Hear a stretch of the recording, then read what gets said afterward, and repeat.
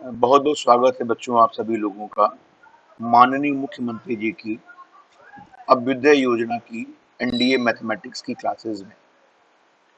बच्चों, last term पर हम लोग एपी पर डिस्कशन स्टार्ट हुआ था और एपी की कुछ प्रॉब्लम्स कर रहे थे।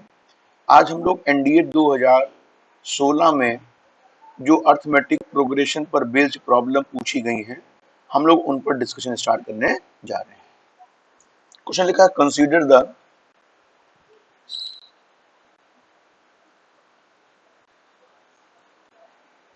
Following passage for next 3 questions. तो पहले बेटा क्या कह रहा है कि let a x Y Z B B in AP, जहां पर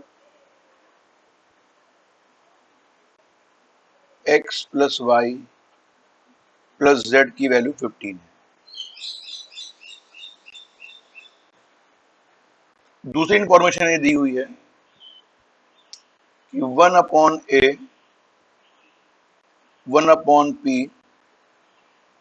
1 अपॉन क्यू 1 अपॉन आर और 1 अपॉन बी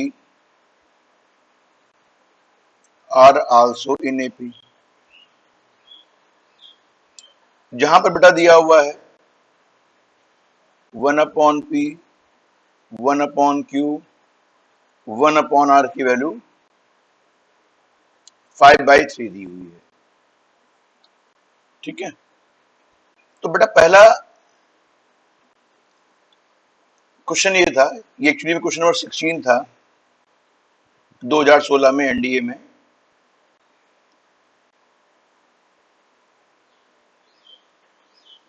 बेटा इसमें कहा रहा कि what is the value of a b, मतलब तुम्हें ए बी बराबर क्या है ये फाइंड आउट करना है। क्वेश्चन नंबर 17 था कि एक्स वाई जेड की वैल्यू क्या है,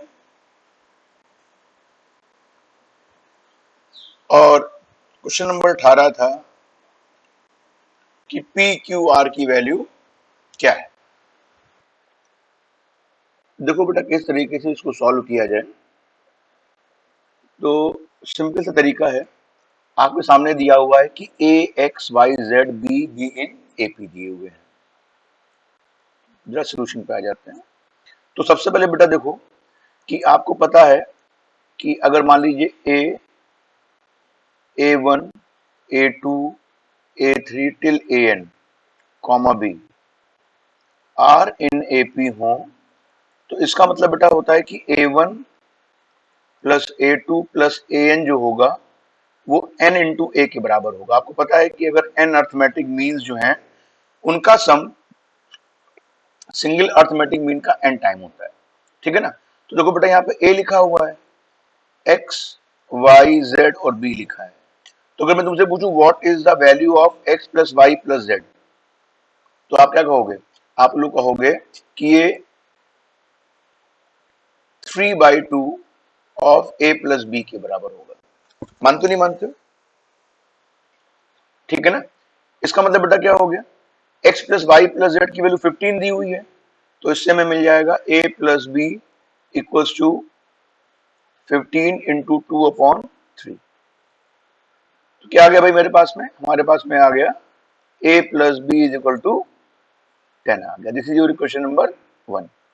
now it is also given that कि 1 upon a 1 upon p 1 upon q 1 upon r और 1 upon b are in also in AP. तो बेटा अगर मैं तुमसे पूछूं कि what is the value of 1 upon p plus 1 upon q plus 1 upon r, तो आप कहोगे again this is 3/2 1 upon a plus 1 upon b। देखो बेटा ये बात समझ लो कि जो अर्थमेटिक मीन होता है वो क्या होता है, वो होता है a प्लस बी अपॉन 2 होता है, पता है ना। तो जब a प्लस बी अपॉन 2 होता है, a का मतलब फर्स्ट टर्म, b का मतलब लास्ट टर्म अपॉन 2, तो देखो फर्स्ट टर्म इससे बेटा क्या है 1/a, लास्ट टर्म क्या है 1/b, तो 1/2 कर दिया। और 3 टाइम क्यों? क्योंकि फार्मूला क्या हमने बताया था कि a1 plus a2 plus an बराबर na होता है। तो बच्चों 1/p plus 1/q plus 1/r की वैल्यू आपके क्वेश्चन में कितनी दी है? आइए जरा ऊपर देखते हैं। 5/3 दी हुई है। तो चलो भाई यहां लिखो फटाफट, ये हो गई 5/3 बराबर 3/2, और ये हो जाएगा a plus b upon a b. बेटा a प्लस बी की वैल्यू आपने कितनी निकाली है? 10 निकाली है। चलो फटाफट ये भी रख देते हैं। तो 5/3 इक्वल्स टू 3/2, और बच्चों a प्लस बी कितना निकाला है? 10 अपॉन ए बी। तो भाई ए बी की वैल्यू कितनी आ जाएगी? 2 5 या 10, 5 5 कैंसिल हो गया, 3 3 जा 9, तो a b is equal to 9 आ गया। आसान सा लगा बेटा? कोई इसमें दिक्कत तो नहीं है किसी को? देखो बेटा हम दूसरे पार्ट पे आ जा रहे हैं। दूसरा पार्ट आपको क्या कह रहा है? दूसरा पार्ट ये कह रहा है कि आपके सामने एक्स वाई जेड की वैल्यू क्या होगी ये निकालना है। क्वेश्चन नंबर 17 जो था। देखो भाई सिंपल सी बात है, आपके पास में a प्लस बी कितना दिया था? 10 दिया है, और ए बी की वैल्यू 9 दी है। जरा फटाफट यहां से b की वैल्यू यहां पे सब्स्टिट्यूट कर दीजिए। तो a 10 minus a is equal to 9 हो गया। ये हो जाएगा बेटा a square minus 10a plus 9 is equal to 0। जरा सॉल्व करोगे तो आ जाएगा a माइनस 9 और a minus 1 is equal to 0। बेटा इसका मतलब हो गया कि a की वैल्यू 9 हो गई या a की वैल्यू 1 हो गई। ठीक है, अब जरा देखो, अगर हम a की वैल्यू को 9 कह रहे हैं तो इसका मतलब b की वैल्यू 1 आ जाएगी, और अगर हम a की वैल्यू 1 कह रहे हैं तो b की वैल्यू 9 आ जाएगी। ठीक है, क्योंकि a प्लस b 10 दिया हुआ है। अच्छा अब जरा देखिए बेटा, अगर मैं तुमसे पूछूं कि d की वैल्यू क्या है? d का मतलब कॉमन डिफरेंस ऑफ AP। तो आपको पता है कि d की जो वैल्यू होती है वो last term minus first term upon उसके बीच में जो नंबर ऑफ टर्म लिखे होते हैं बिटवीन a एंड b, उसमें एक जोड़ने में मिल जाता है। तो बेटा b है 9, a है 1, अपॉन में नंबर ऑफ टर्म बीच में कितने लिखे? एक्स वाई जेड माने 3 लिखे हैं, तो ये 4 हो जाएगा। 9 में से 1 गया बेटा, कितना हो गया? 7, सॉरी 8 अपॉन 4, मतलब d की वैल्यू 2 आ गई। तो अगर मैं तुझसे पूछूं बेटा x की वैल्यू कितनी है, हम a को 1 ले रहे हैं, तो x हो जाएगा 3, y हो जाएगा 5 और z हो जाएगा 7। तो x y z कितना हो जाएगा? 5 नहीं 15, 15 सत्ते 105। तो 105 is the correct answer. I think आपको समझ में आ गया होगा। और बच्चों अगर आपको समझ में आ गया है अच्छे से, तो अगला पार्ट जो है इसमें हमें पी क्यू आर की वैल्यू निकालनी है। ये पार्ट मैं आप लोगों के लिए छोड़ रहा हूं, और मैं आशा करता हूं कि आप लोग इस चीज को सॉल्व करके मुझे कमेंट बॉक्स में अपना आंसर जरूर बताएंगे। मैं ऑप्शन बता दे रहा हूं। ऑप्शन ए था 35 अपॉन में 243, ऑप्शन बी था 81 अपॉन 35, ऑप्शन सी है 243 अपॉन 35, और option D can not be determined. ठीक है, बात समझ में आ गई आप लोगों को? तो बच्चों अब हम लोग क्या करने जा रहे हैं, अगला क्वेश्चन तुम्हारा है क्वेश्चन नंबर जो 19 था, वो भी एपी का ही क्वेश्चन था। क्वेश्चन ये था the six term of an AP is 2, मतलब T6 जो दिया हुआ है वो 2 दिया है, and common difference is greater than 1, मतलब D की वैल्यू 1 से बड़ी है, क्वेश्चन में दिया हुआ है। ठीक है, अब पूछ रहा है कि what is the question number, मतलब ये पैसेज में दिया हुआ था क्वेश्चन, और आपसे 3 क्वेश्चन, मैंने पहला क्वेश्चन 19, 20 और 21 इसी पर बेस्ड क्वेश्चन थे। तो पूछ रहा है कि what is the common difference of the AP so that the product of the first, fourth and fifth term ये ग्रेटेस्ट हो जाए। देखो बेटा यहां पर क्या कहा जा रहा है, आपसे कहा जा रहा है कि T6 की वैल्यू 2 दी हुई है और हमसे कहा जा रहा है T1, T4, T5 की वैल्यू की ग्रेटेस्ट वैल्यू क्या होगी, ठीक है ना। तो चलो बेटा इसको फटाफट सॉल्व करते हैं। तो आपके सामने T6 की वैल्यू 2 दी हुई है। इसका मतलब क्या हो गया कि T6 की वैल्यू 2 होने का मतलब A प्लस 5D की वैल्यू 2 दी हुई है, ठीक है। अच्छा अब आपसे क्या कहा जा रहा है, आपसे कहा जा रहा है कि T1, T4, T5 का प्रोडक्ट मैक्सिमम हो। तो बेटा देखो T1, T4, T5 क्या हो जाएगा, T1 का मतलब हो गया A, T4 का मतलब हो गया A प्लस 3D और T5 का मतलब हो गया A प्लस 4D। ये कितना होना चाहिए, सॉरी ये इसकी वैल्यू ग्रेटेस्ट होनी चाहिए, ठीक है ना। तो देखो बेटे A को तो हम लोग क्या ले सकते हैं, A को लिख सकते हैं 2 माइनस 5D और A प्लस 3D लिखा हुआ है, तो A प्लस 3D जो हो जाएगा, A की जगह 2 माइनस 5D लिखिए प्लस 3D, A की जगह पर 2 माइनस 5D,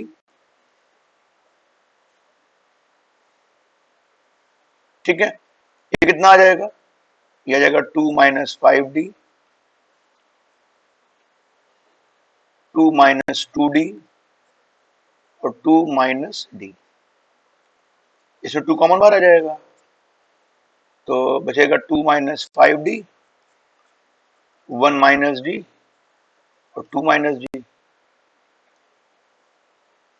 जरा इसको ओपन कर लो तो ये हो जाएगा 2 minus D minus 5D plus 5D square और 2 माइनस D। ये हो जाएगा 2 minus 6D plus 5D square 2 minus D। जरा ओपन करिए इसको तो हो जाएगा 4 minus 2D minus 12D plus 6D square plus 10D square minus 5D cube. Finally कितना आ जाएगा, ये हो जाएगा 4 minus 14D plus 16D square minus 5D cube. अब देखो बेटा इसकी ग्रेटेस्ट वैल्यू निकालनी है हम लोगों को। तो ग्रेटेस्ट वैल्यू के लिए क्या होता है, हम लोगों को डिफरेंशिएशन का कांसेप्ट पता होना चाहिए। इसका फर्स्ट डेरिवेटिव कितना होगा, तो फर्स्ट डेरिवेटिव हो गया, इसको हम लोग मान ले रहे हैं कोई f मान ले रहे हैं, तो f डैश कितना हो जाएगा बेटा, तो 2 तो कांस्टेंट है, 4 का 0 माइनस 14D 32D, सॉरी 14 होगा ये, 32D माइनस 15D स्क्वायर। अभी क्या करना है, इसको इसको जीरो को इक्वेट करना है। एक काम और करो, डबल लगे हाथ f डबल डैश निकालो, सेकंड डेरिवेटिव निकाल ले रहे हैं, तो ये 2 आ जाएगा, ये तो ऑलरेडी खत्म, ये 0 हो गया, ये 32 माइनस 30D आ जाएगा। बेटा मैक्सिमम वैल्यू निकालने के लिए क्या किया जाता है, मैक्सिमम वैल्यू निकालने के लिए डेरिवेटिव को 0 रखते हैं, ये बात तो पता है ना आप लोगों को। तो f डैश बराबर 0 रखा है, इसका मतलब कितना हो गया, minus 14 plus 32D minus 15D square की वैल्यू कितनी आ गई, 0, माइनस उधर भेज दो, तो 15D square minus 32D minus 14, ये प्लस 14 हो जाएगा बराबर 0। बेटा छोटा सा मल्टीप्लिकेशन में मिस्टेक हो गई, यहां पर देखो 2 माइनस ये 2D होगा, तो ये हो जाएगा 7D, तो ये तो सही रहेगा, तो 7 टू ज़ा ये 14d हो जाएगा और माइनस में 7d² हो जाएगा, प्लस का 7d²। तो ये कितना हो जाएगा भाई, ये 16, 14 और 2 16 d आ जाएगा और ये 17d² हो जाएगा, ठीक है ना। तो ये क्या दे देगा, ये हो जाएगा यहाँ पे 16 हो जाएगा, यहाँ पे 34d हो जाएगा, ठीक है। और जब बेटा इसको डबल डिफरेंशिएट करोगे, यहाँ पर d तो है नहीं, इसको मैं बिगाड़ दे रहा हूँ। जरा सा भी अगर सावधानी हटती है तो कैलकुलेशन एरर हो जाती है, इसमें बहुत ध्यान देना होगा आप लोगों को। तो ये आ जाएगा 34 माइनस 30d, ये आ गया। अभी क्या करना है इसको, यहाँ पर जो आपका 16 प्लस 34d माइनस 15d² को बराबर 0 रखा, तो ये आ जाएगा 15d² माइनस 34d और ये प्लस 16 का आ जाएगा बराबर 0। अब जरा इसको फटाफट हम लोग क्या करते हैं, जरा सॉल्व कर लेते हैं।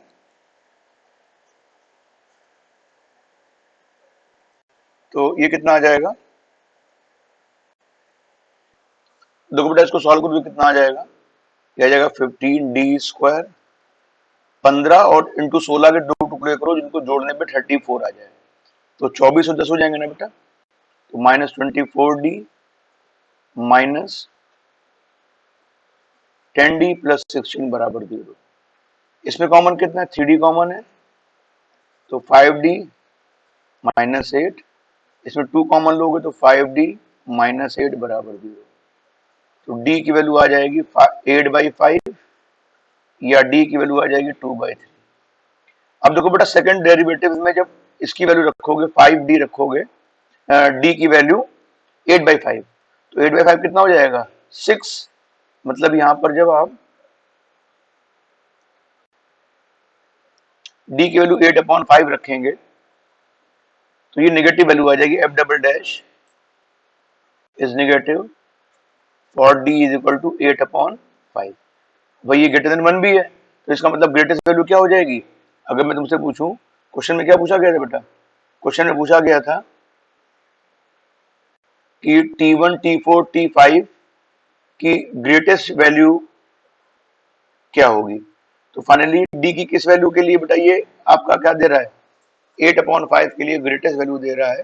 तो आंसर आ गया कि भाई डी जो होगा वो 8/5 हो जाएगा। समझ में आ गई बात आप लोगों को। अब हम लोग बेटा बात करने जा रहे हैं एक अपनी नई टाइप की प्रोग्रेशन के बारे में, जिसको बोलते हैं ज्योमेट्रिक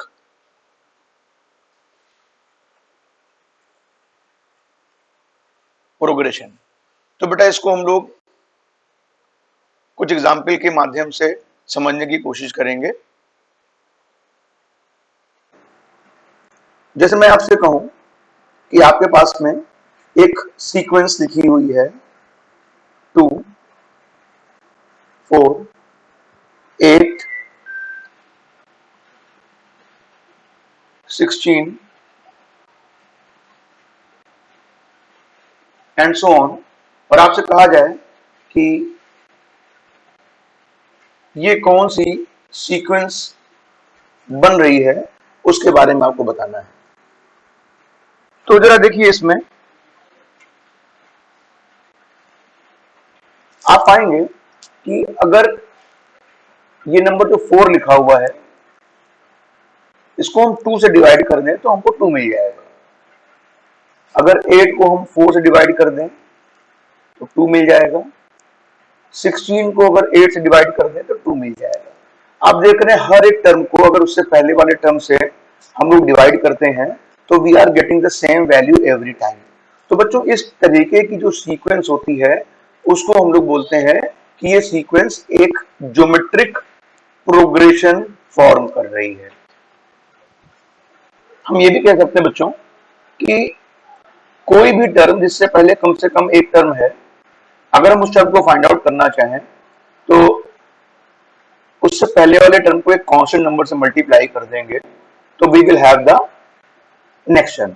जैसे बेटा हम 2 को 2 से मल्टीप्लाई कर दें तो 4 आ जाएगा, which is the second term of the sequence. इसी तरीके से अगर मैं आपसे कह दूं 2 को 4 को 2 से मल्टीप्लाई कर दें तो 8 आ जाएगा, which is the next term. और अगर इसको 2 से मल्टीप्लाई कर दें तो ये कितना आ जाएगा 16, which is the next term. तो जो बेटा ये जो नंबर जिससे मल्टीप्लाई करके नेक्स्ट टर्म ढूंढ रहे हैं, इस वैल्यू को हम लोग बोलते हैं कॉमन रेशियो, कॉमन रेशियो। और जनरली इसको हम लोग बेटा आर से डिनोट करते हैं। तो अगर मैं तुमसे पूछूं इस दिए हुई सीक्वेंस किसमें है तो आप कहोगे ये जीपी में है, शॉर्ट फॉर्म। और कॉमन रेशियो कितना है इसका 2, और फर्स्ट टर्म को ए से डिनोट करते हैं, फर्स्ट टर्म कितना हो गया 2 हो गया, ठीक है ना। तो भाई क्या करोगे, तो आप कहोगे A R to the power 4 की वैल्यू 2√2 दी है, और ए आर स्क्वायर जो दिया है वो 1/2√2 दिया हुआ है, ठीक है। अभी क्या करना है, अभी इसको दोनों इक्वेशंस को डिवाइड करो, इक्वेशन नंबर 1 और इक्वेशन नंबर 2 डिवाइड करो, कितना आ जाएगा भाई, तो आ जाएगा आर स्क्वायर। ये कितना आ जाएगा 2√2 इंटू 2√2 हो जाएगा ना। जब डिवाइड करोगे इसको तो ये टर्म बेटा क्या हो जाएगा, ये पूरा का पूरा टर्म ऊपर चला जाएगा। तो फाइनली कितना आ गया, आर की वैल्यू आ गई प्लस माइनस 2√2, क्योंकि बेटा ये 2√2 का स्क्वायर लिखा है ना, मतलब एक्चुअल में 8 लिखा हुआ है, तो 8 का अंडर रूट क्या होता है प्लस माइनस 2√2। तो जब बेटा आर की वैल्यू प्लस माइनस 2√2 है तो जरा यहाँ पर पहली इक्वेशन में वैल्यू रख दीजिए, तो क्या आ जाएगा आपके पास में आ जाएगा a are to the power 4, मतलब चाहे प्लस लिखोगे चाहे माइनस लिखोगे पावर 4 है तो you will get positive value every time.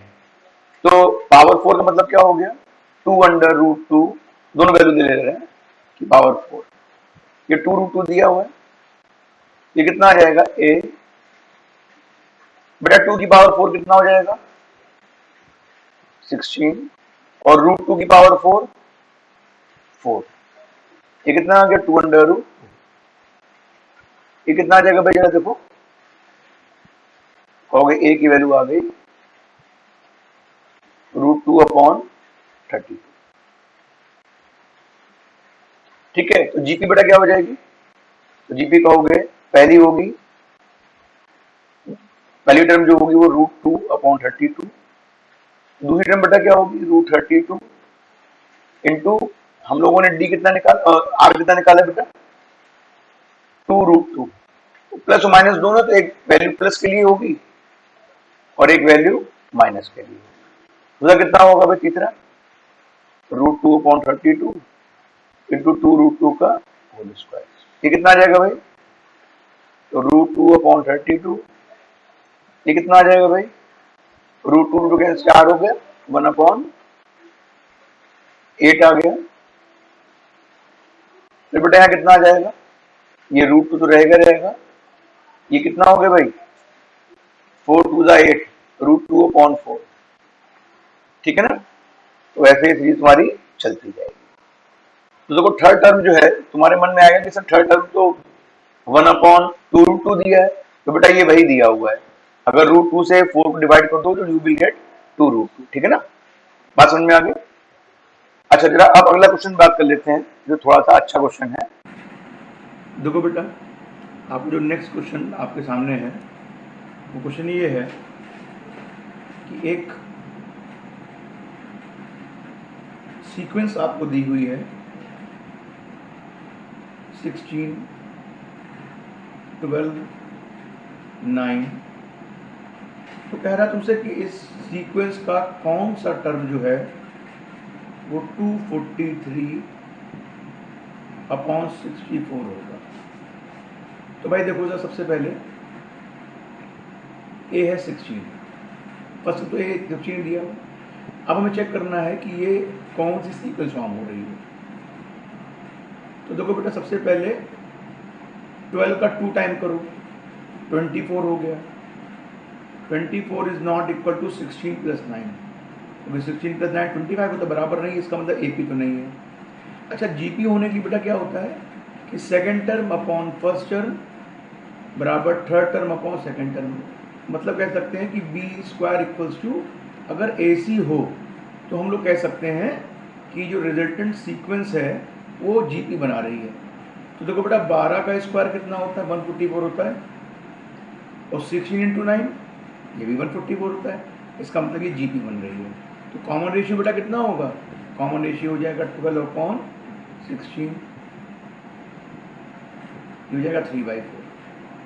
हमसे पूछ रहा कौन सा टर्म, तो मान लिया भाई n टर्म जो है वो 243/64 के बराबर है। बेटा इसका मतलब क्या हो गया, इसका मतलब ये हो गया कि A, जनरल टर्म का फार्मूला क्या होता है, A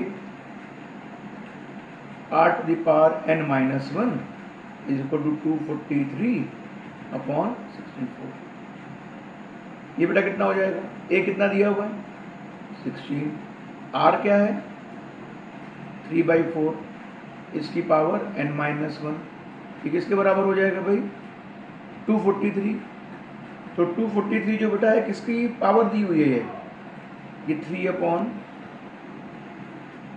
अभी लिखा, अच्छा ऐसे लिखा मुझे 243/64। बेटा ये में क्या दे देगा, ये दे देगा 3/4 to the power n-1 is equal to 243/64 into 16।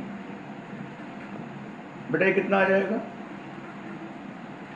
तो आप कहोगे ये 3 की पावर 5 होता है ना, और 64 का मतलब कितना हो गया, 64 का मतलब हो गया 4 की पावर 4, 4 की पावर 3 और ये 4 की पावर 2, मतलब ये टोटल 3/4 की पावर हो गया 5। अब जरा कंपैरिजन कर दो, कंपैरिजन करने में क्या मिलेगा, बेसिस बराबर है, तो n की वैल्यू कितनी आ गई, n की वैल्यू आ गई 6। ठीक है ना, इसमें कोई दिक्कत तो नहीं है आपको। अच्छा, तो अब तुमसे पूछा जाए भाई कौन सा टर्म 243/64 होगा, तो आप क्या कहोगे, आप कहोगे कि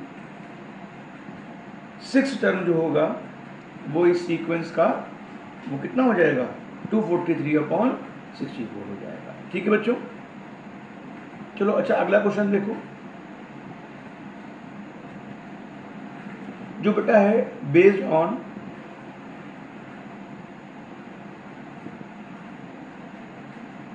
जनरल टर्म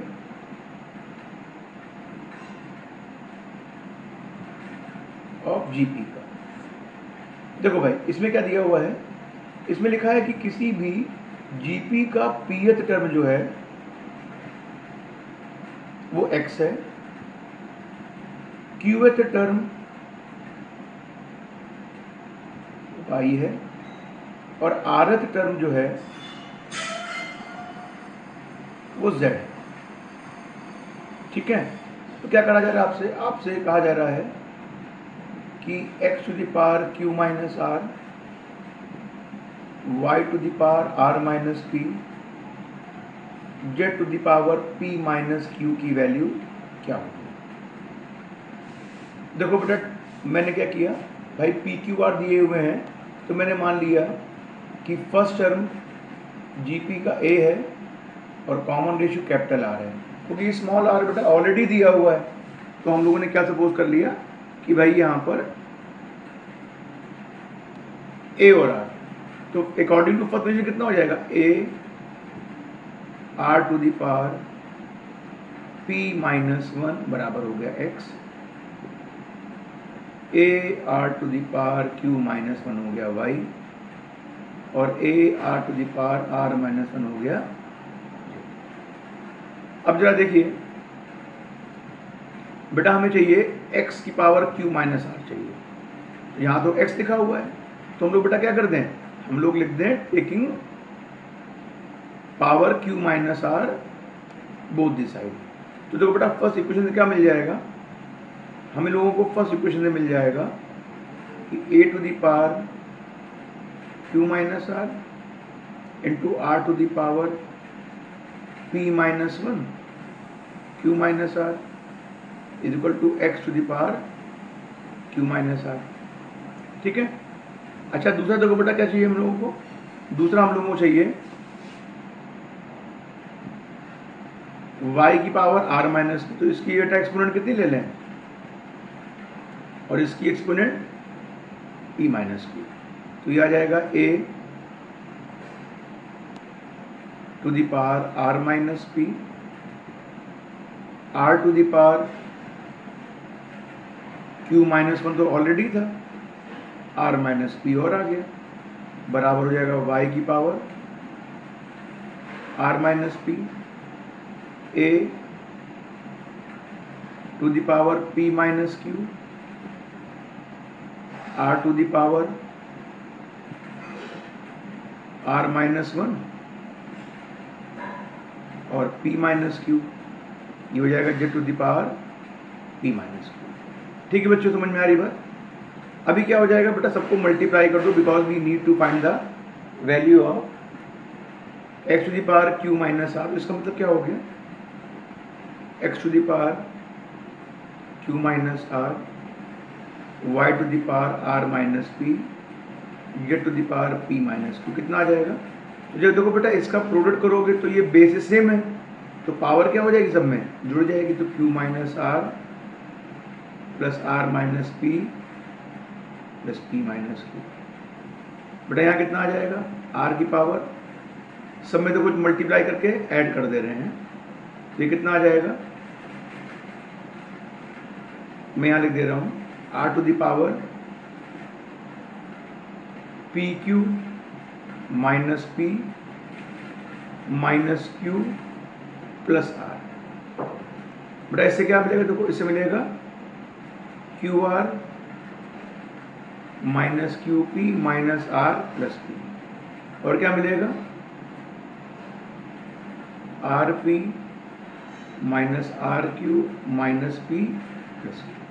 ठीक है, अब देखो बेटा कैंसिल हो रहा है, p q cancel, q r cancel, r p और आर पी कहाँ गए यहाँ पे,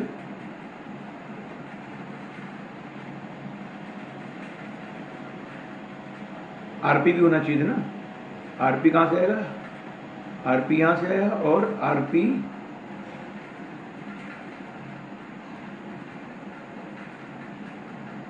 पहले आया होगा, यहाँ पे कहाँ गया,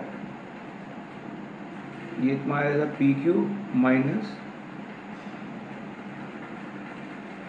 एक ऊपर टर्म रह गया था यहाँ पे ना, देखो पी क्यू ये है माइनस पी आर, ये पी क्यू है बेटा, पी क्यू कैंसिल हो गया, minus p minus q plus r minus r, और इधर कैंसिल हो जाएंगे, चेक कर लेना है ना। इधर देखो बेटा क्या आ रहा है, जो a की पावर है q cancel, p cancel, r cancel हो गया, तो फाइनली कितना आ गया, ये हो गया a की पावर 0 और r की पावर 0। ठीक है, और बेटा a की पावर 0 और पावर 0 कितना आ जाएगा, 1 आ जाएगा। तो आपको ये तो करना था बेटा कि वैल्यू फाइंड आउट करनी थी इसकी, तो इसकी वैल्यू कितनी आ गई, इसकी वैल्यू आ गई आपके सामने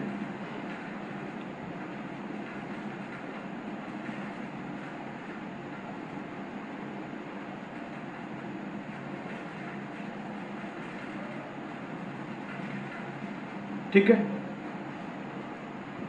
कोई दिक्कत तो नहीं है। अच्छा अब जरा बेटा अगला क्वेश्चन तुम्हारे सामने है,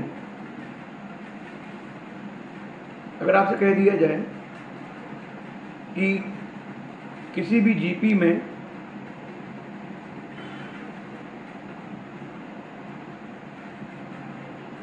m प्लस nth टर्म और m माइनस nth टर्म का जो प्रोडक्ट होता है वो Tm का स्क्वायर, मतलब m टर्म का स्क्वायर होता है।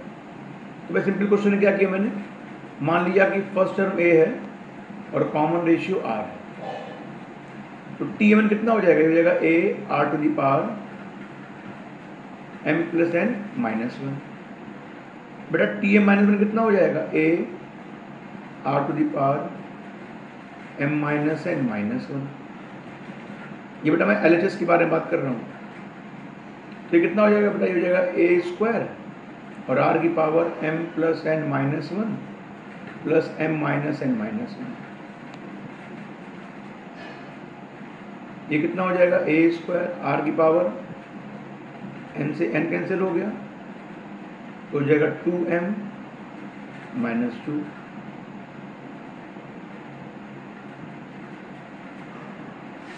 ठीक, अब देखो बेटा स्क्वायर ऐसे लिख दें हम लोग, a r to the power m minus 1 का होल स्क्वायर। तो ये कितना आ जाएगा, ये tm हो जाएगा इसका स्क्वायर। प्रूफ हो गया ना, आंसर लिखना है, प्रूफ हो गया। ठीक है, आसान सा है क्वेश्चन बताइए। अब हम लोग बात करने जा रहे हैं about the selection of terms के बारे में।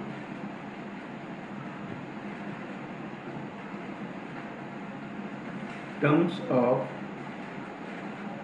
अ ज्योमेट्रिक प्रोग्रेशन। बेटा किसी भी जीपी के टर्म्स का सिलेक्शन किस तरीके से किया जाता है, अब हम लोग वो यहाँ पर डिस्कस करने जा रहे हैं।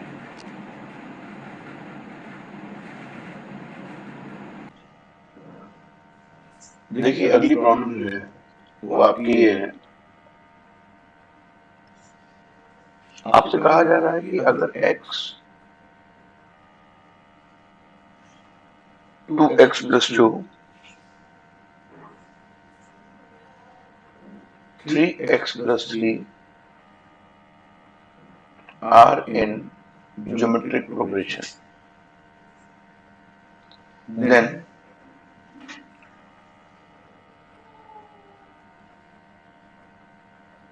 fourth term is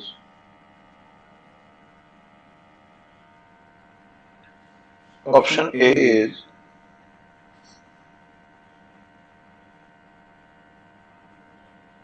27, option B minus 27, option C 13.5 और ऑप्शन डी minus 13.5। देखो सोल्यूशन बेटा क्या होगा, सबसे पहले तीन टर्म्स जीपी में दिए हुए हैं, इसका मतलब मिडिल टर्म 2x प्लस 2 का स्क्वायर जो होगा वो x इंटू 3x प्लस 3 के बराबर। ओपन करो बेटा इसको, ये आएगा 4x square plus 4 plus 8x equals to 3x square plus 3x। आइए सॉल्व करते हैं, x square plus 5x plus 4 equal to 0 देता है ना। सॉल्व करेंगे कितना आ जाएगा, x plus 4 x plus 1 equal to 0। इसका मतलब बेटा x की वैल्यू -4 हो जाएगी या x की वैल्यू -1 हो जाएगी। बेटा अगर ये -1 हो गया, ये वैल्यू देखो तो टर्म हो जाएंगे -1 0 0। ठीक है, तो ये जो जीपी बन रही है इससे हम लोगों को कोई भी ऑप्शन नहीं मिलेगा। ठीक है, अब देखिए इसके सारे टर्म्स जो जीरो होते जाएंगे, तो x इक्वल टू -4 वो कंसीडर कर लीजिए भाई। तो जब यहाँ पर x की वैल्यू -4 रखी तो सीधे से बन जाएगी -4 फिर -8 प्लस 2 -6 फिर -12 प्लस 3 -9। तो देख रहे हो बेटा यहाँ पर जो कॉमन रेशियो आ रहा है वो 3/2 का आ रहा है ना। देखो -6 अपॉन -4 3/2। तो अगला टर्म क्या हो जाएगा, -9 को 3/2 से मल्टीप्लाई कर दीजिए।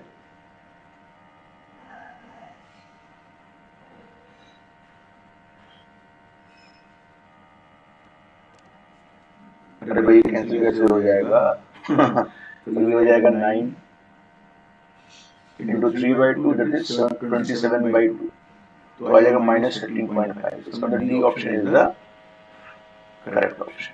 ठीक है बेटा, अगली प्रॉब्लम ये है,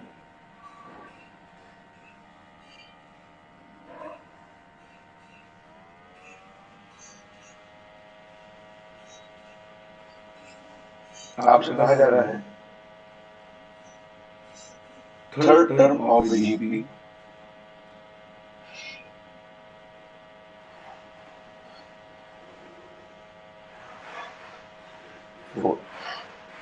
the product of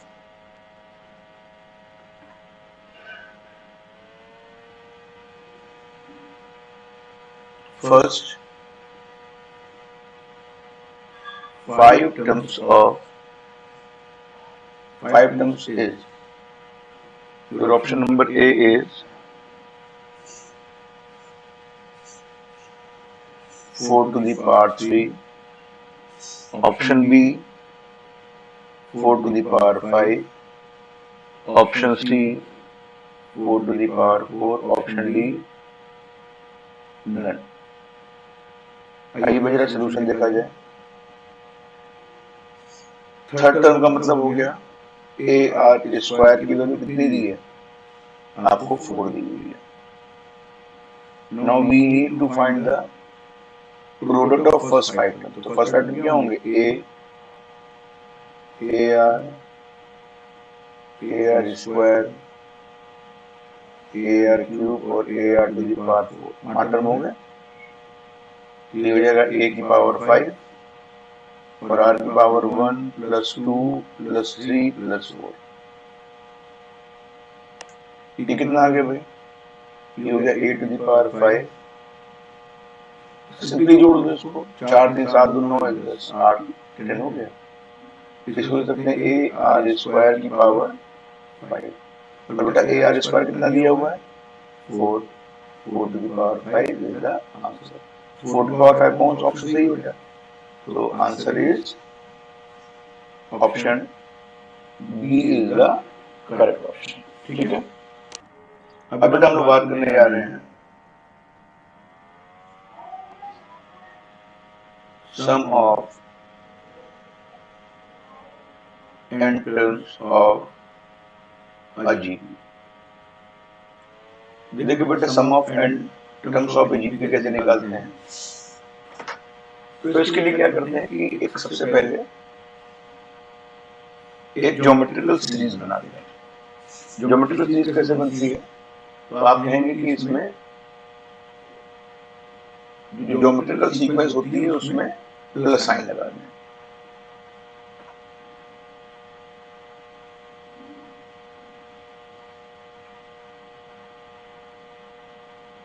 ठीक है, अब देखो बेटा मैं क्या करने जा रहा हूं, क्योंकि हर एक टर्म जो है वो कॉमन रेशियो से मल्टीप्लाई करने में मिलता है, तो मैंने इसके हर एक टर्म को 8 से मल्टीप्लाई कर दिया।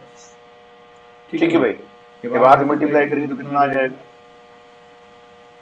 ये आ जाएगा एस आर इक्वल्स टू, अब देखो बेटा ए को आर से मल्टीप्लाई करो, ए आर आगे शिफ्ट कर दो, a are square, a r cube, और ये टर्म आगे शिफ्ट होके यहाँ पे a are to the power n आ जाएगा, और इससे पहले आएगा ए आर की पावर एन माइनस। अब क्या करते हैं, दोनों को सेपरेट कर देंगे। सेपरेट करने पे कितना आ जाएगा एस माइनस एस आर, ये हो जाएगा ए, बाकी देखिए सारे टर्म क्या हो रहे हैं, कैंसिल हो रहे हैं ना, तो क्या बचा a are to the power n बचा। एस की वैल्यू कितनी आ गई, ए कॉमन ऊपर आ गया, 1 माइनस आर की पावर एन अपॉन में 1 माइनस आर। बेसिकली बेटा इस फॉर्मूले का यूज हम लोग तब करते हैं जब आर की वैल्यू जो है वो 1 से कम होती है। ठीक है, अब मान लो तुमसे कहें भाई आर की वैल्यू 1 से ज्यादा है, तो क्या करोगे, जब आर की वैल्यू 1 से ज्यादा होगी तो फार्मूला बेटा ये होगा एन टर्म्स का s n equal to a are to the power N minus 1 upon are minus. ठीक है, ये फार्मूला बेटा तब यूज कर लेना जब कॉमन रेशियो की वैल्यू 1 से बड़ी। अच्छा एक बात देखो, जैसे मैं तुमसे कह दूं कि किसी भी ज्योमेट्रिकल सीरीज के इनफाइनाइट नंबर टर्म दिए हों तो उसका सम कितना होगा। तो एट रैंडम आपके मन में एक विचार आ सकता है कि भाई जब इनफाइनाइट नंबर ऑफ टर्म दिए हुए हैं तो सम इनफाइनाइट होगा। नहीं, ऐसा हमेशा बेटा नहीं होता है। जैसे मैं तुमसे कहूँ 2 लिखा है, 2 स्क्वायर लिखा है, 2 क्यूब लिखा है, 2 की पावर 4 जीबी बन रही है, और अप टू इनफाइनाइट टर्म्स, मतलब बहुत लार्ज नंबर ऑफ टर्म ले रहे हैं, तो इसका सम जो होगा वो डिफाइन नहीं होगा, वो इन्फिनिटी होगा, है ना। ऐसा क्यों हो रहा है भाई? क्योंकि धीरे धीरे पावर इंक्रीज करने पर वैल्यूज बढ़ती जा रही हैं और वो वैल्यू इनफाइनाइट रहेगी। लेकिन अगर मैं तुमसे कहूं कि 1 लिखा है, फिर 1/2 लिखा है, 1/2 स्क्वायर लिखा है, 1/2 क्यूब लिखा है, अप टू इन्फिनिटी। देखो बेटा यहाँ पे क्या होगा, आप यहाँ पे देखोगे तो आप पाओगे कि जैसे जैसे हम लोग आगे की ओर बढ़ते जाएंगे डिनोमिनेटर की वैल्यू बढ़ रही है। किसी भी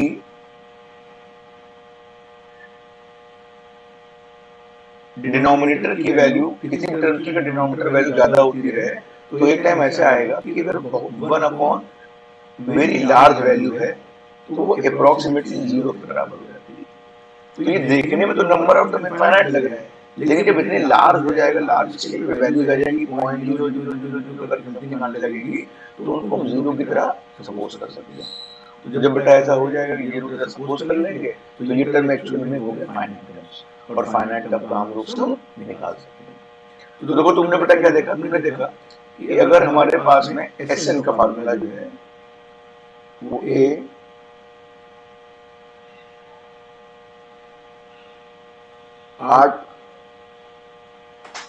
1 minus r to the power n upon 1 minus r। देखो ये फार्मूला तब लगाते हैं कि जब हम लोग r की वैल्यू 1 से छोटी होती है, तो अगर मान लीजिए कॉमन रेशियो 1 से छोटा है तो धीरे धीरे इसका मतलब डिनोमिनेटर जो है वो बढ़ता जाएगा, है ना। और बढ़ता जाने से क्या हो जाएगा, उसकी आगे चलते चलते टर्म जो है वो लगभग जीरो हो जाएंगे। तो हम इनफाइनाइट टर्म को सम निकालने जा रहे हैं, तो हमने कहा भाई अगर n बहुत लार्ज ले लें, मतलब n इनफिनिटी की ओर ले लें, तो बेटा r की पावर n क्या हो जाएगा, तो दिखाई पड़ रहा है ये 0 हो जाएगा, मतलब 0 की यूनिट करेगा ना। कब? जबकि r की वैल्यू 1 से कम। तो हमारे पास में आ गया s, इनफाइनाइट टर्म का फार्मूला कितना हो गया a, अब 1 माइनस 0 अपॉन 1 माइनस r। तो फाइनली हम लोग पास सामने फार्मूला आ गया a upon 1 minus r. This is the sum of infinite terms of a GP. ठीक है बेटे, बात समझ में आ गई? अगर समझ में आ गई है तो देखो ये सिंपल थे में बात करने जा रहे हैं। देखो बेटा अगली प्रॉब्लम जो है तुम्हारी वो ये है कि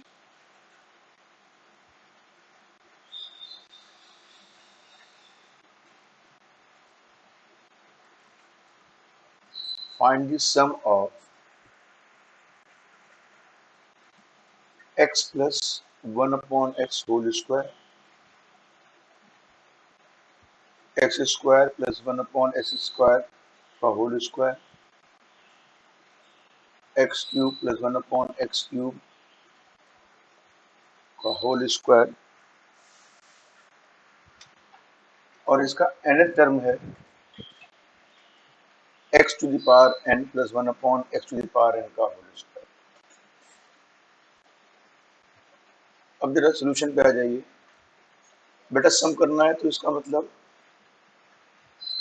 पहला टर्म है x प्लस 1 अपॉन x का होल स्क्वायर, ये हो जाएगा x square plus 1 upon x square plus 2x। दूसरा कितना होगा, x की पावर 4 1 अपॉन x की पावर 4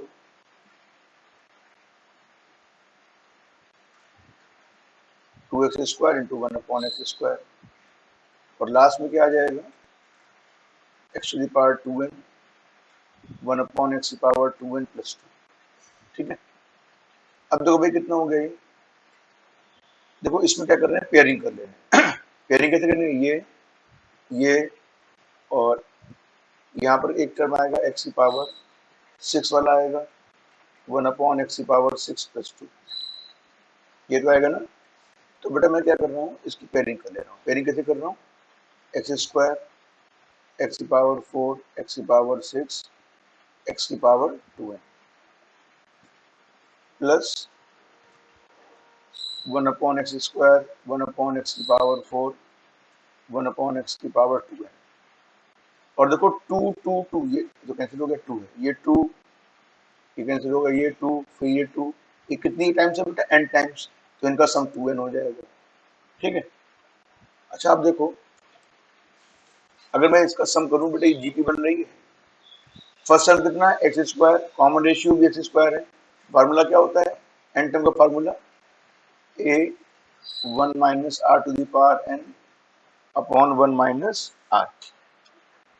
ठीक है, या n equal to a r to the power n minus 1 upon r minus 1।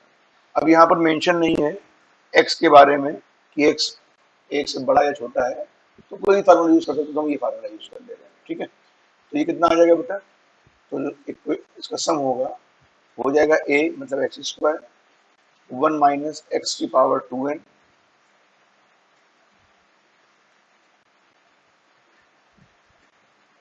One minus x²। ठीक है, मैंने ये फार्मूला पहला यूज कर लिया। ठीक है, अच्छा दूसरा क्या हो जाएगा, देखो बेटा अगर ये हमने इसको 1 से बड़ा लिया हुआ है, 1 से छोटा लिया है, तो इसका जो अपोजिट है वो 1 से बड़ा हो जाएगा, तो इसमें फार्मूला ये वाला यूज करना पड़ेगा। तो a 1/x की power 2n minus 1 upon 1/x² minus plus 2n। थोड़ा सा और इसको सिंप्लीफाई कर लीजिए।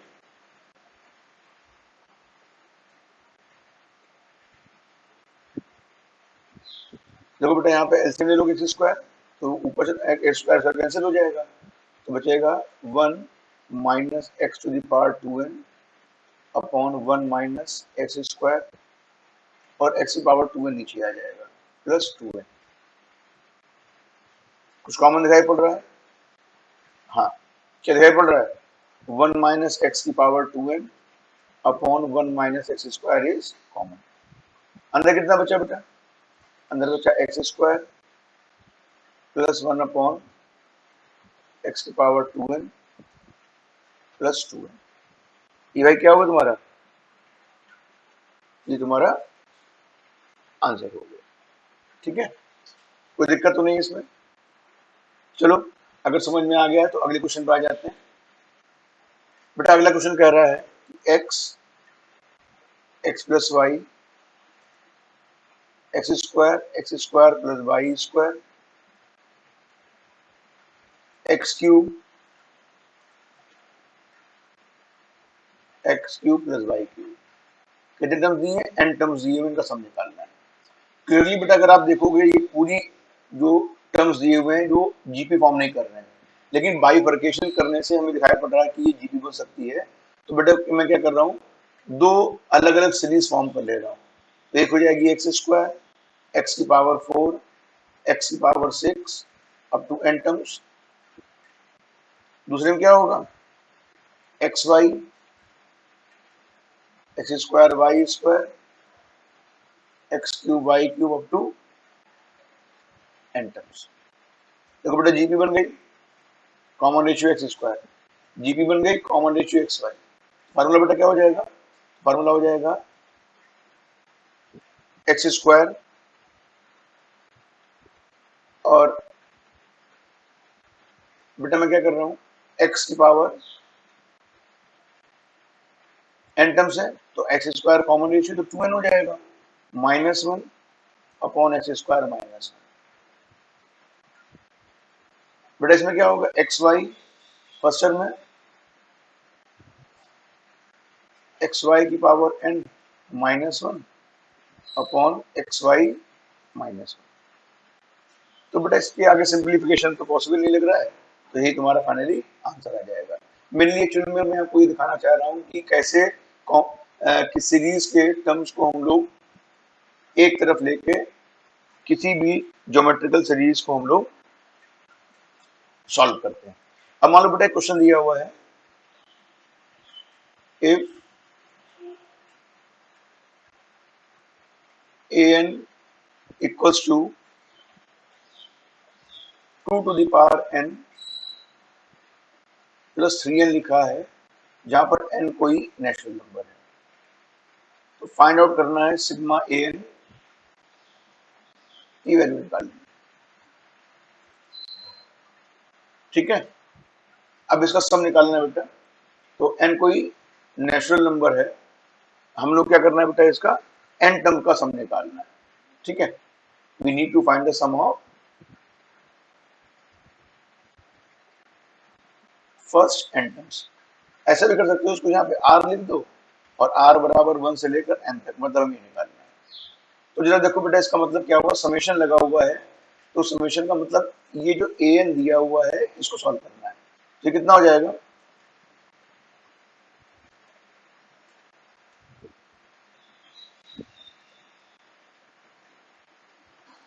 an का मतलब होगा 2 की पावर r प्लस 3r हो जाएगा।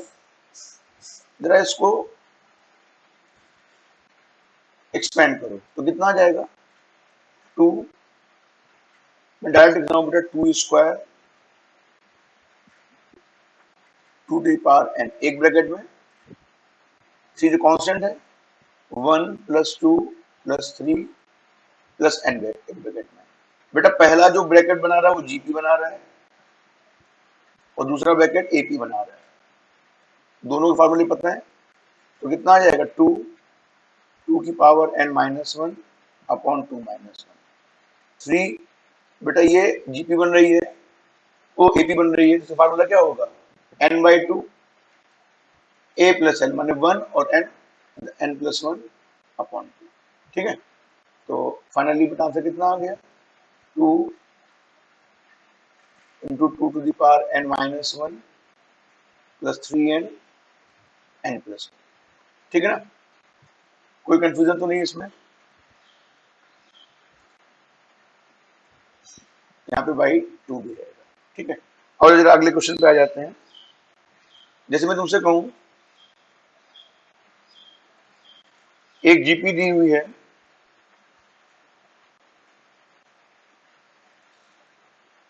2 प्लस 6 प्लस 18 प्लस 4 3 7 4, बच्चों में इसका सम निकालना है। देखो जरा सा कितना सिंपल सा क्वेश्चन है, लेकिन थोड़ा सा यहाँ पर एक बात ध्यान रखो, यहाँ पे नंबर ऑफ टर्म, या तो पहले देखो दिमाग आएगा कि पहले नंबर ऑफ टर्म निकालने फिर सॉल्व करें, नहीं, जरा देखो सबसे पहले एक फार्मूला, तुमने जो एस एन का फार्मूला पढ़ा था वो क्या था बेटा, फार्मूला फॉर एस एन था A are to the power N minus 1 upon are minus 1, जबकि आर की वैल्यू से बड़ी होती है। जरा देखो बेटा, इसको मैं अगर ऐसे लिख दूं,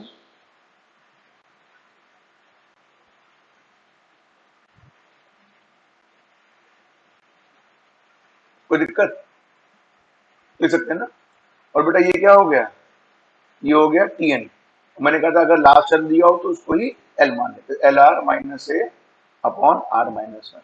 तो आज हम लोगों ने एक फार्मूला सीख लिया, फार्मूला क्या है कि अगर लास्ट टर्म दिया हुआ है, कॉमन रेशियो फर्स्ट टर्म दिया हुआ है, तो फिर नंबर ऑफ टर्म की जरूरत नहीं है, सीधे we can get the sum of N terms of a GP. ठीक है, तो अब बेटा क्वेश्चन में क्या दिया था, क्वेश्चन में जो ऊपर का देखो, क्वेश्चन में 2 प्लस 6 प्लस 18 लिखा है, तो इस क्वेश्चन में ए की वैल्यू कितनी होगी बेटे, 2, एल कितना हो गया 4 3 7 4, और कॉमन रेशियो कितना है 3। अब क्या किया जाए, फटाफट फार्मूला लगा दें, ये कितना हो जाएगा, इसका सम कितना हो जाएगा इस फार्मूले की हेल्प से, S N equals to L माने 4 3 7 4, आर कितना है बेटा 3 माइनस ए माने 2 अपॉन में आर माइनस 1 3 माइनस 1। ठीक है, ये कितना आ जाएगा बेटा, जरा सॉल्व करते हैं फटाफट इसको, ये आपका हो जाएगा, ये 2 आ जाएगा, 2 से डिवाइड कर लीजिए इसको, तो 2 2 ज़ा 4, 2 1 ज़ा 2, 2187, ठीक है ना, इंटू 3 माइनस 1 अपॉन में 1 आ गया। तो अब बेटा इसको सॉल्व करके कितना आ जाएगा, ये आ जाएगा इस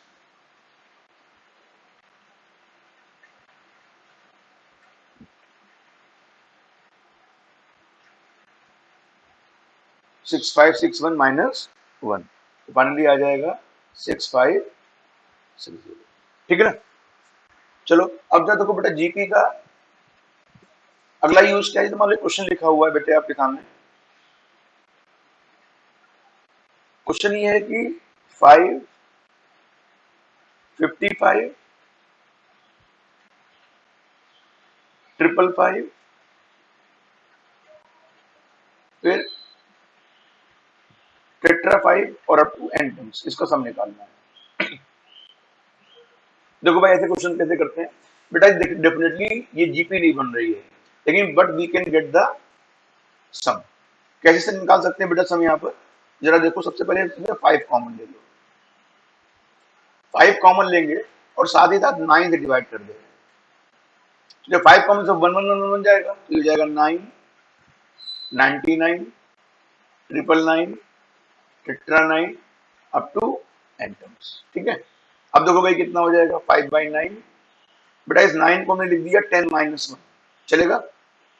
999 को 10 का स्क्वायर माइनस 1 चलेगा, 999 को 10 की power 3 minus 1 up to n terms, ठीक है, कोई दिक्कत तो नहीं।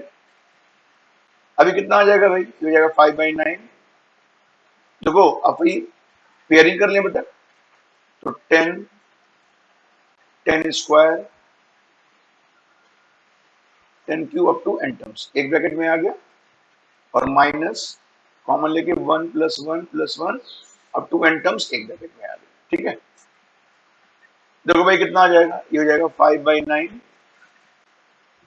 ये कितना हो जाएगा, a 10 की पावर n माइनस 1 अपॉन 9 हो जाएगा, माइनस n हो जाएगा, क्योंकि 1 को जब n बार जोड़ोगे तो n आ जाएगा, मल्टीप्लाई कर लो जाता, और थोड़ा सा अच्छा बना लो इसको, तो ये हो जाएगा 50/81, 10 की power n minus 1 minus 5n upon 9। बेटा तुम्हें समझ में आ गया बेटा कैसे सम करते हैं, चाहो तो और सिंप्लीफाई कर सकते हो, ऐसे इसको रहने दो, कोई दिक्कत नहीं है, ठीक है। चलो अब अगला क्वेश्चन तुम्हारे लिए बेटा है, ये तुम्हारा होमवर्क हो गया। होमवर्क ये है, एक सीरीज लिखिए 11, 103, 1005, इसका n टर्म्स का सम निकालना है,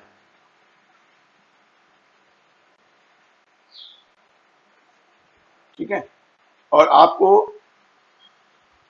इसका सोल्यूशन जो है वो मुझे बताना होगा, ठीक है। चलो अगले क्वेश्चन पे आ जाते हैं। अब हम लोग बात करने जा रहे हैं कि एक क्वेश्चन आपका एक कॉम्पिटिटिव एग्जाम जेई 1992 में क्वेश्चन पूछा गया था। बेटा क्वेश्चन ये है, हमें a की वैल्यू फाइंड आउट करनी है, कब, जबकि k बराबर 1 से n तक f of a plus k जो है वो 16 इंटू 2 की पावर n माइनस 1, और जहां पे बेटा f सेटिस्फाई क्या कर रहा है, f of x plus Y जो है वो fx इंटू fy से रिप्रेजेंट हो रहा है। और एक बात ये भी दी हुई है कि f1 की वैल्यू कितनी दी है बेटे, वो 2 दी हुई है, तो हम लोगों को यहां पर a निकालना है, ठीक है ना। देखो बच्चों ऐसी जो प्रॉब्लम्स होती हैं उनमें सबसे पहले कोशिश ये करनी होती है कि फंक्शन को आइडेंटिफाई करो। तो फंक्शन को आइडेंटिफाई करने के लिए आपको एक उन्होंने ऑप्शन क्या दे दिया है, आपको ये बता दिया गया कि भाई F of X plus Y जो है वो F X into F Y के बराबर है और एफ वन की वैल्यू 2 दी है। ठीक है, तो जरा देखो भाई, अगर मैं तुमसे कहूं कि एफ ऑफ एक्स को अगर मैं ऐसे लिख दूं, F of 1 plus 1 plus 1 plus 1 up to X times, तो बच्चों इसका मतलब क्या होगा? ऑब्वियसली इसका मतलब यही होगा कि इस फंक्शन को हम लोग एक्स टाइम लिख रहे हैं तो एफ एक्स आ जाएगा। अच्छा, डेफिनेशन क्या दी हुई है? डेफिनेशन दी है F of X plus Y जो है वो F X into F Y के बराबर है। तो बच्चों ये कितना हो जाएगा? ये हो जाएगा F one into F one into F one up to X terms, बोलिए। तो एफ वन कितना है बेटा? 2, तो 2 into two into two up to X terms, तो ये कितना आ जाएगा? ये हो जाएगा 2 टू द पावर एक्स। तो देखो भाई, हम लोगों ने सफलता प्राप्त कर ली है कि एफ एक्स जो है वो 2 की पावर एक्स के बराबर है। ठीक है ना? अब हम लोगों का जो बेटा क्वेश्चन है वो आगे की ओर स्टार्ट हो रहा है। जरा देखो क्या करना चाहिए। देखो भाई, क्वेश्चन में क्या दिया था? क्वेश्चन में दिया summation over k is equal to 1 से लेकर n तक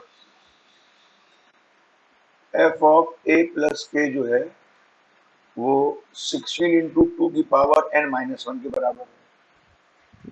देखो बेटा कितना सिंपल बात हो जाएगी। इसका मतलब हो जाएगा समेशन ओवर k बराबर 1 से n तक 2 to the power a plus के। क्यों? क्योंकि भाई एफ एक्स की डेफिनेशन है 2 की पावर x। तो अगर मैं तुमसे कहूं एफ ऑफ a प्लस के कितना हो जाएगा, तो इनपुट में x की जगह a प्लस के आ जाएगा। ये 16 2 की पावर n माइनस वन। बेटा अब आगे देखो, तो ये बेटा हो जाएगा 2 की पावर a, तो कांस्टेंट बाहर आ जाएगा ना, आ जाएगा समेशन ओवर k बराबर 1 से लेकर n तक 2 की पावर k। बेटा अगर इसको ओपन करोगे तो ये क्या बनेगी? जीपी बनेगी, 2 plus two square up to n terms ना। फार्मूला क्या हो जाएगा? 2 की power n minus one upon 2 minus one. ये 16 2 की पावर n माइनस वन हो गया।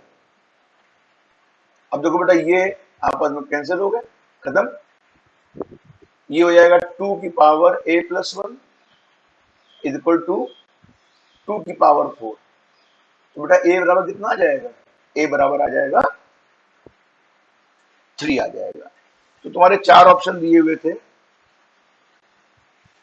उसमें मैंने क्वेश्चन बना दिया, तो उसमें a बराबर 3 जो है वो एक्सेप्टेबल आंसर। ठीक है ना भाई? समझ में आ गई बात? नहीं आ गई?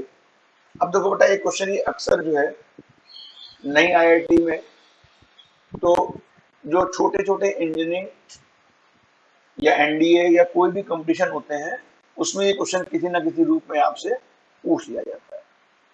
तो बेटा ये कह रहा है कि एस जो है ये डिनोट कर रहा है सम ऑफ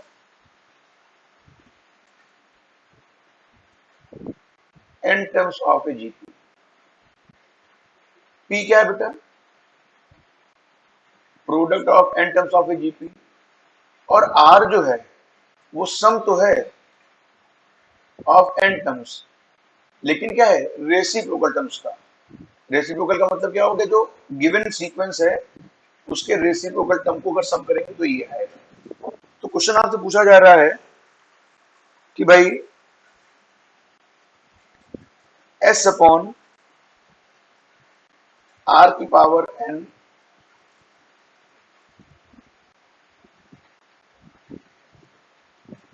और 1 अपॉन पी स्क्वायर बराबर क्या होगा? कई बार बेटा क्वेश्चन को ऐसे पूछ देते हैं कि find the value of P square R upon S power N की वैल्यू क्या होगी। ठीक है, और भी कई तरीके से पूछा जा सकता है क्वेश्चन में। तो जरा देखो बेटा, सबसे पहले हमने मान लिया कि जो जीपी है वो A are square till A are की पावर एन माइनस वन। तो बेटा सम कितना हो जाएगा, सम कहोगे ए आर की power N minus one upon are minus one, हमने ये आर को हमने एक से बड़ा मान लिया, ठीक है, वही बन गई तुम्हारी क्वेश्चन नंबर 1। अच्छा अब देखो बेटा पी कितना हो जाएगा, पी का मतलब इनका प्रोडक्ट माने A R square a are की पावर एन माइनस वन, तो ये कितना हो जाएगा, ये हो जाएगा ए की पावर एन आर की power 1 plus 2 plus N minus one, ठीक है, ये कितना हो गया भाई ए की पावर एन और आर की पावर कितना हो जाएगा बेटा, अगर इसको तुम जोड़ोगे एन माइनस वन टर्म तक तो इसका सम आएगा N minus one upon two. समझ में आ गई बात। तीसरा बेटा रेसिप्रोकल, रेसिप्रोकल का मतलब हो गया one upon A are 1 upon A are square 1 upon A are की पावर एन माइनस वन। जरा देखो बेटा ये कितना हो जाएगा, तो 1 अपॉन ए कॉमन आ गया, 1 plus 1 upon R square plus 1 upon are की पावर एन माइनस वन, ठीक है। अच्छा जरा देखो भाई कितना हो जाएगा, अब देखो बेटा ऊपर हमने आर की वैल्यू एक से बड़ी मानी थी, तो 1 अपॉन आर जो होगा वो एक से छोटा हो जाएगा, ठीक है, तो फार्मूला क्या लग जाएगा, ए तो माने क्या हो गया 1 माइनस 1 अपॉन आर की power N upon 1 minus R, क्योंकि ऊपर मैंने आर की वैल्यू एक से बड़ी मानी, इसमें आर की वैल्यू क्या हो जाएगी, एक से छोटी हो जाएगी, तो ये कितना आ जाएगा बेटा, ये आ जाएगा 1 अपॉन ए आर की power N minus one upon are minus one और इंटू 1 अपॉन आर की पावर एन। ये क्वेश्चन नंबर 3 मिल गई, इसका नाम है आर। अब देखो बेटा हमें क्या निकालना था, हम लोगों को एस अपॉन पहले 1 अपॉन पी स्क्वायर निकालना था, तो 1 अपॉन पी स्क्वायर कितना हो जाएगा, जरा ऊपर देखो बेटा, पी निकाला है हम लोगों ने, ये देखो पी ये निकला हुआ है, तो जब इसका स्क्वायर करेंगे कितना आ जाएगा, ये हो जाएगा ए की पावर एन और आर की power N N minus one, a की पावर 2n हो जाएगा, ये ए की पावर 2n, ठीक है। अब उसके बाद क्या निकालना था बेटा, हमें निकालना था एस अपॉन आर की पावर एन, तो बेटा एस अपॉन आर कितना होगा, तो एस तो ऊपर जो निकाला था वो आपको याद ही होगा, ए आर की power N minus one upon are minus one, और आर क्या निकाला है 1 अपॉन ए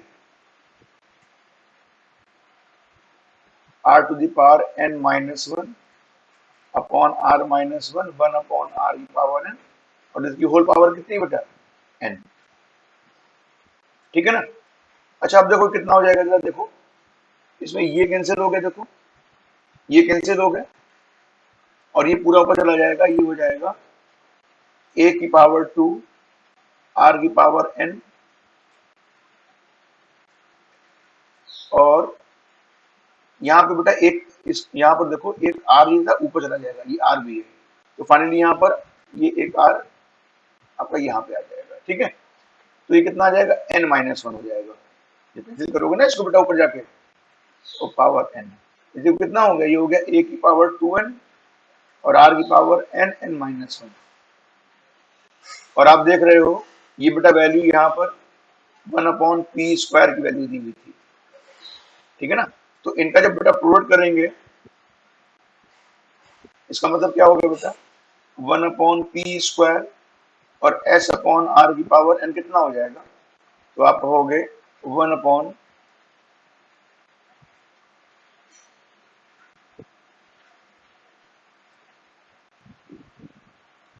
पी स्क्वायर, और ये भी पी स्क्वायर है बेटा, देखो ये जो वैल्यू निकली हुई है एस अपॉन आर की पावर एन की वैल्यू कितनी हो गई,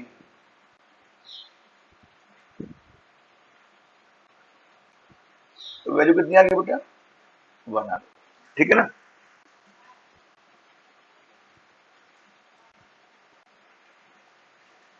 बेटा ये 1 अपॉन पी स्क्वायर नहीं है, ये पी स्क्वायर है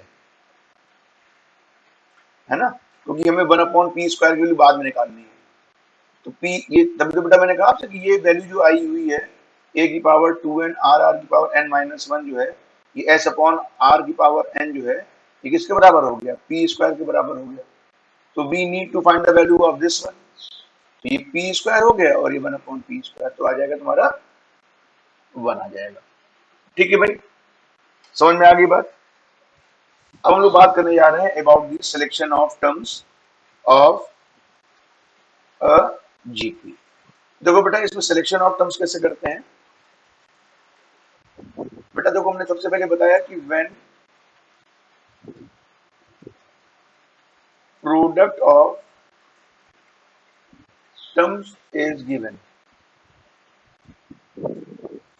बेटा अगर प्रोडक्ट दिया हुआ है तो अगर ऑड मानना, मान लो 3 मानना है, तो बीच में ए लिख दो, इधर ए आर लिख दो और इधर ए बाई आर, मतलब एक बीच का टर्म ए और कॉमन रेशियो मान लो आर। मान लो 5 मानने तो क्या होगा, A are square, A by R और ए बाई आर स्क्वायर। लेकिन इवन मानने हो, मान लो 4 टर्म मानने हैं, तो बेटा क्या करते हैं, यहाँ पे ए अपॉन आर मान लीजिएगा और ए आर। तो जब देखो इसको इससे डिवाइड करोगे तो कॉमन रेशियो आर स्क्वायर दिखाई पड़ेगा। तो अगला टर्म कितना हो गया, ए आर क्यूब, और यहाँ पे 1/, ए आर क्यूब।